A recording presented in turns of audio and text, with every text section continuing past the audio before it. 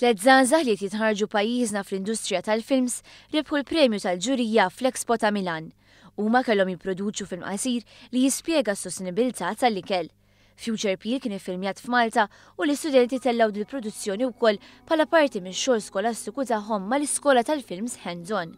Tispjega d-direttriċi tal-iskola Denise Ross. Milano Expo identifikajnija bħala school assignment biex nlestu l-istudenti nippreparawhom mal-graduation film illi bħalissa qiegħed fi stadju ta' produzzjoni. Id-direttur tal-film Mirko Rawzo spjega x'messaġġ ridu jgħaddu f'dan il-film qasir ta' 4 minuti. My idea of Future Peer, at the beginning I thought that the way that people are starting to look at food is changing every day, and we're going towards a future where people are stopping to care about food, and they look at food as something that's not worth knowing about.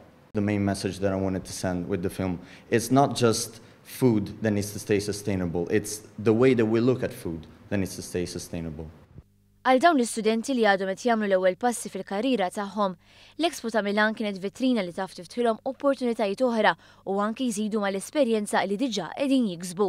Not only the opportunity to experience a film festival, but to talk and network amongst fellow international filmmakers. And it was really exciting being able to share ideas on how we could possibly collaborate in the future. Dawn l-istudenti huma wkoll konvinti mill-opportunitajiet li l-industrija tal-films f'Malta qiegħda toffri.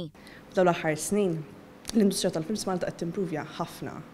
Il-fatt li bħala student tal-hands-on diġà għandi diversi numri ta' produzzjonijiet fil-portfolio tiegħi u l-fatt li kont f'data u mħeġġa biex nidħol bħala trainee producer fuq TV series internazzjonali, turi biċ-ċar li għaw bżonn u għaw domanda ta' xogħlijiet fuq hekk. There are a lot of local potential opportunities.